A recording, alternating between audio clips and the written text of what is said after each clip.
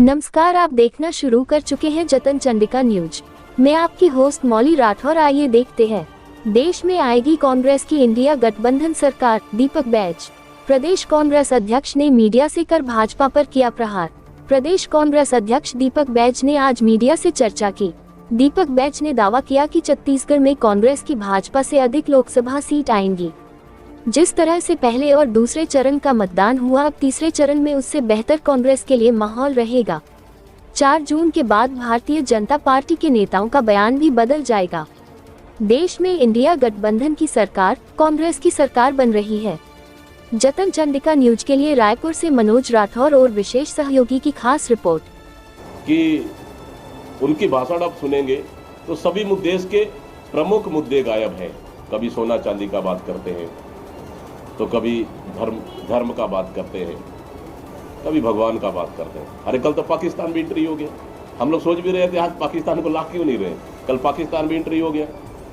तो अब तीसरे चरण के बाद आप देखेंगे कि प्रधानमंत्री देश के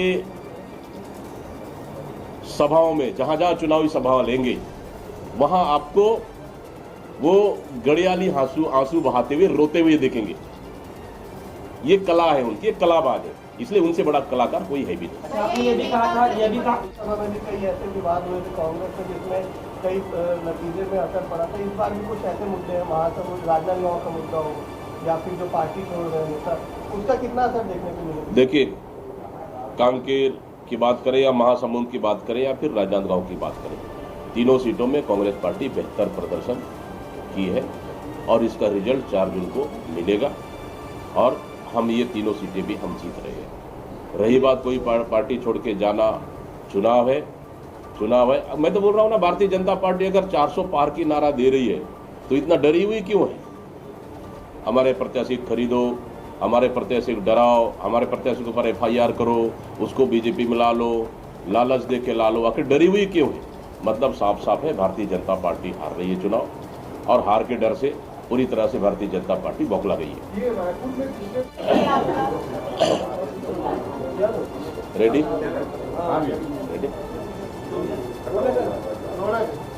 पूरे प्रदेश में जिस तरह से हम लोग का दौरा चल रहा है, प्रचार अभियान चल रहा है, उस हिसाब से कि पूरे प्रदेश में भारतीय जनता पार्टी के खिलाफ में, मोदी सरकार के खिलाफ में, मोदी के खिलाफ में एंटी इनकम्बेंसी का माहौल है। जिस तरह से पहला चरण का मतदान हुआ, जिस हिसाब से सेकंड चरण का मतदान हुआ, उससे बेहतर कांग्रेस के लिए माहौल रहेगा ये तीसरा चरण, जहां 7 सीटों पर चुनाव होना है।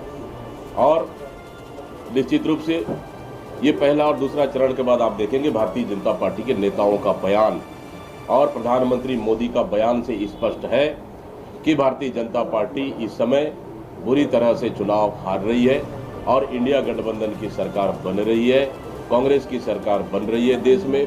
और इस समय जनता ने ठान लिया है छत्तीसगढ़ में कि भारतीय जनता पार्टी को इस समय बाहर करना है और कांग्रेस को जिताना है। ये लगभग जनता के मन में ये तय हो चुका है।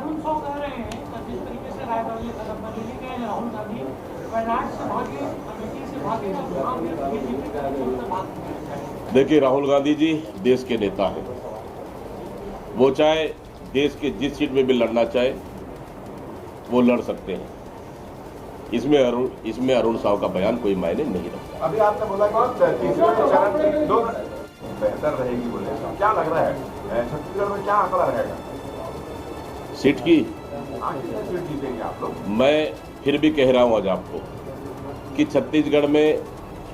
छत्तीसगढ़ की 11 सीटों में इस समय 2024 चुनाव में भारतीय जनता पार्टी से ज्यादा सीटें कांग्रेस पार्टी जीतेगी। फिगर बता सकते हैं? मैं बता रहा हूँ, तो फिगर का आकलन तो जनता ने तय कर लिया है, मुझे बोलना ठीक नहीं है।